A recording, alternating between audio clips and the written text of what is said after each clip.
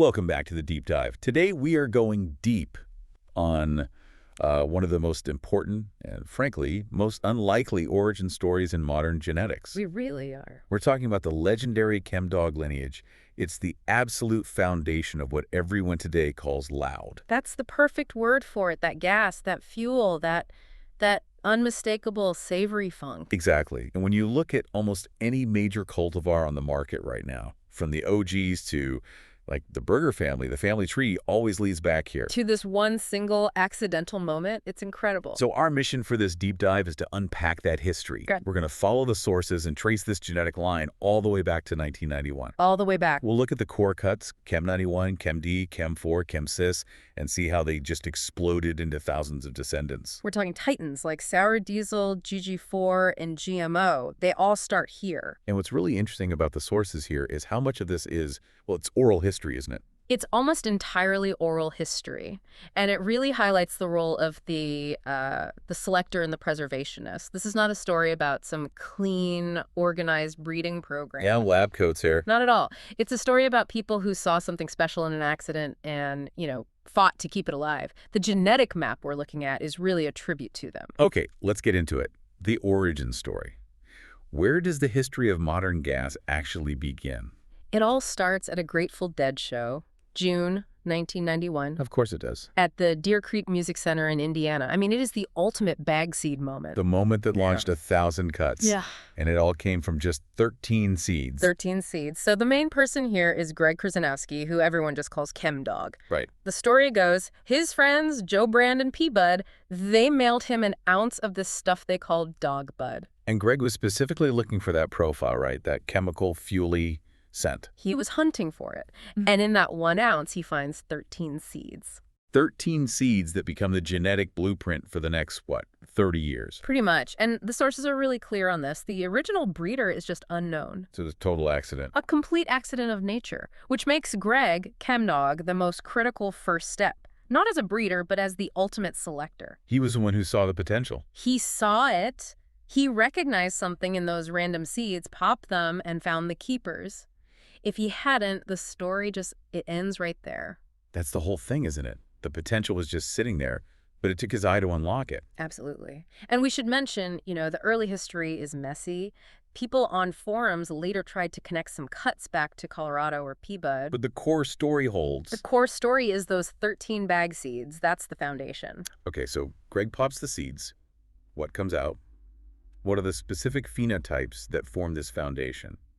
Our sources point to 5 main pillars. Yes, and each one is a little different, which is why they became so important for breeding later on. Let's start with the one that gets cited in crosses maybe more than any other. That has to be the Chem Dog 91. Most people know it as the skunk VA cut. And the wild thing about the 91 is its survival story, right? It is. Greg Krzanowski actually didn't keep it long term. He passed it on, and it eventually got to a guy named Skunk VA who preserved it. So the most famous cut was almost lost. It was almost lost to history. The whole circle had lost it except for him. A preservationist saved the bedrock of the entire line. Unbelievable. So if the 91 was preserved by someone else, which ones did Greg himself select that became just as important? He kept 2 others from later germinations. That would be Chem Dog D or just Chem D and Chem 4. And how are they different? If 91 is that skunky fuel. Chem D is, it's deeper, heavier. It has this almost chemically metallic profile. It became the go-to for breeders looking for power, for structure, for yield. Okay, so that's 3 of the 5 pillars. What about the others? The 4th one is Chem Dog's sister, or Chem Sis. Came from the same batch of seeds, but it was kind of a sleeper. It didn't pop off right away. No, its star power came later. It got passed around, and people noticed its incredible vigor and its tendency for causing happy accidents, which we'll definitely get to. I have a feeling I know where that's going. Yeah. And the 5th pillar, the dog branches. Exactly. Snow Dog and Super Snow Dog. These were tied to the early internet crew, the CIS, or Chem Dog Internet Squad. The first preservation circle. Okay. They were the first ones really trying to cross the line with other stuff, mixing bubble chem with super skunk and Oregon snow. Yeah. These 5 cuts from 13 random seeds set the stage for everything. So let's talk about how these genetics broke out of that small circle and just took over.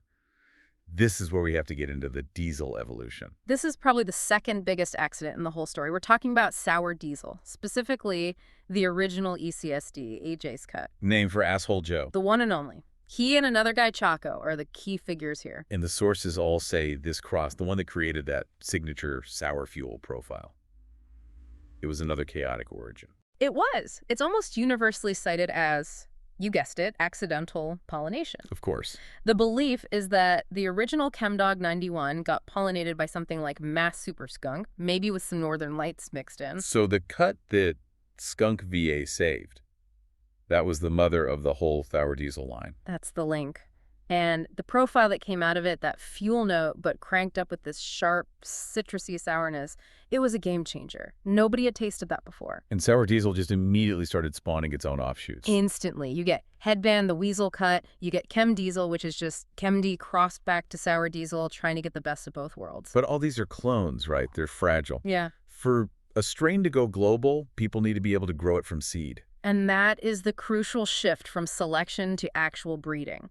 That's where Dawg from Reservoir Seeds comes in. He's essential. He stabilized it. He did. He created Dawg sour diesel, or sour diesel IBL. And IBL, just for anyone who doesn't know the term. It means inbred line. You basically breed a hybrid back to itself over and over for generations until it's stable and uniform. So he took that 1 in a million accidental clone. And he made it predictable. He put it in seed form so any grower on Earth could pop a pack and find that classic sour D profile. That's when it truly went global. Okay, so sour diesel locks down that high-octane fuel. But breeders always want more, right? They wanted something heavier, denser. Something with more physical weight.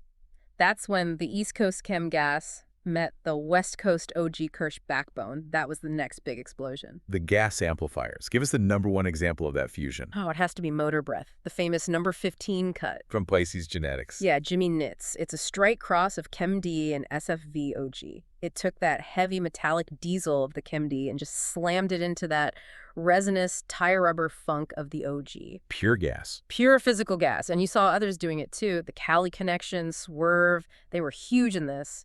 They gave us Chem Valley Kush, which used Chem D, and Deadhead OG, which used Chem 91. So they showed you could pair either pillar with that OG Kush frame and get these amazing heavy gas expressions. Exactly. Which brings us to the modern era. The gas lineage is set, but the tree keeps branching.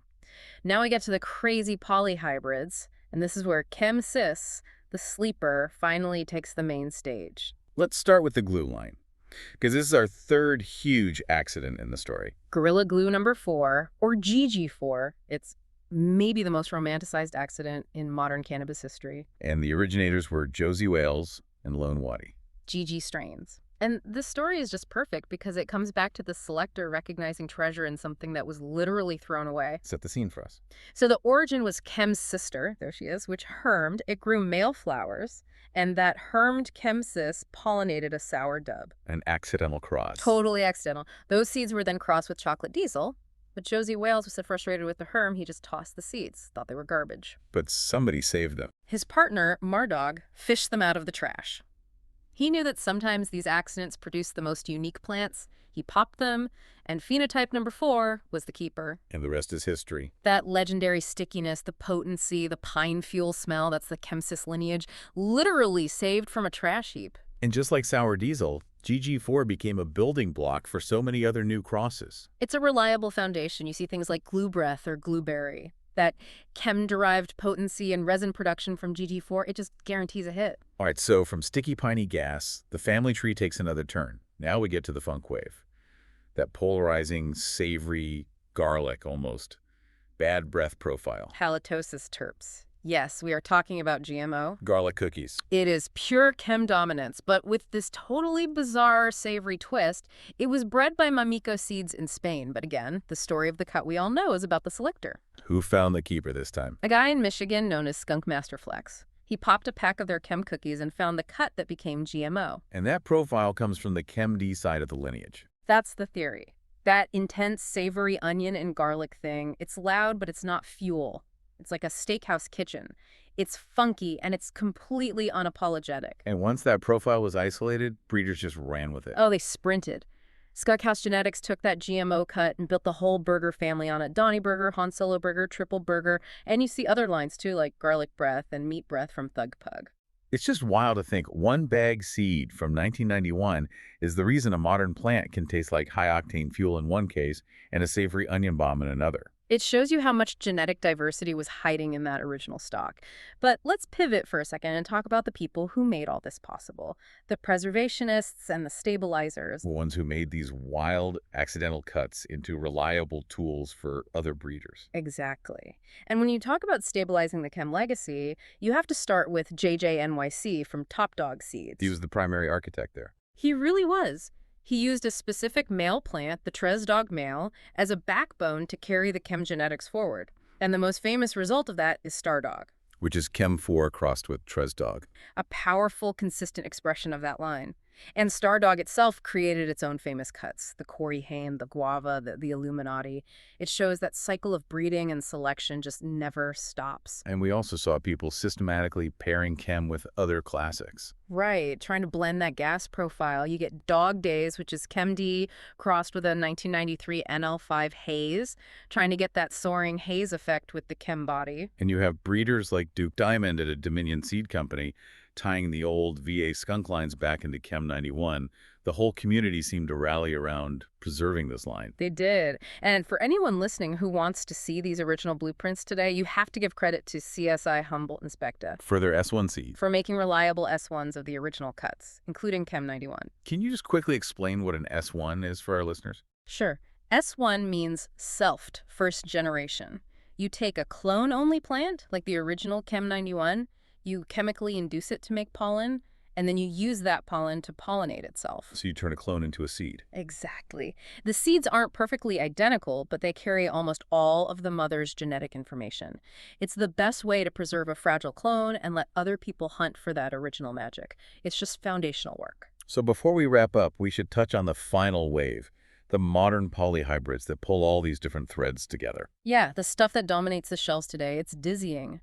You've got things like MSC1, Miracle Alien Cookies, which traces its gas back to chem through Alien Dog. Or grease monkey. A perfect example. It takes GG4, which comes from Chem Sis, and crosses it with cookies and cream.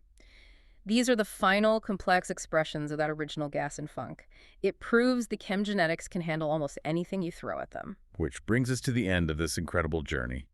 From a dead show in Indiana in 1991 to global dominance. Just recap the scale of this for us. The scale is just staggering. You start with 5 accidental core cuts. Chem 91, D, 4, Sis, and Snow. From 13 seeds. Those 5 lead to hundreds of diesel and dog offshoots. And today, if you just look at the GG4 and GMO branches, our sources estimate they've spawned thousands of modern hybrids. It's the genetic backbone of the entire modern market. It is. The definitive one. The influence is just undeniable. Yeah. But as we look back on this whole story, the accidental seed, the accidental sour diesel, the rescue GG4, it really makes you wonder, so much of this legacy is just pure chance. And that's the final thought I want to leave you with. If this entire world-changing genetic line started with an unknown breeder and depended on the subjective eye of people like Greg Krzanowski or Mardog to even exist, how much of this history is just dumb luck versus scientific intent? And how many other game changers were just tossed out? Exactly. How many other revolutionary genetics ended up in the trash because no one was there to see their potential? It really makes you appreciate the unpredictable, essential role of the selector in shaping history. And a great thought to chew on. That is all the time we have for this deep dive into the Chemdog family tree. We hope you feel a little more connected to that history of gas and funk. Thanks for joining us. We'll see you next time.